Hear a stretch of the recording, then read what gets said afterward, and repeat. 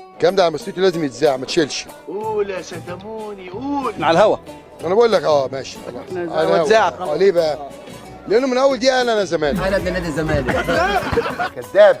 شربتها يا كروديا. فدي الصفقه الكبيره اللي احنا مستنيينها يوم الخميس ان شاء الله. هنستفيد منها ايه؟ زي ما نستفيد من كهرباء. علشان كده كان لازم حد غير كهربا هو اللي يشوف. طلعوا خاين وعميل.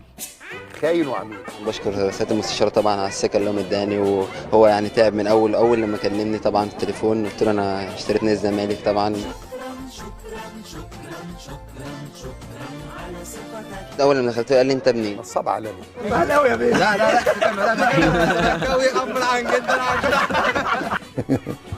دي قله ادب. طبعا وشرف لاي لعيب في مصر اصلا يلعب نادي الزمالك ويلبس تيشيرت نادي الزمالك طبعا. مال ازاي بس؟ ما انا هقول لك ازاي. لا ولسه لما تسمع الغنوة التانية كمان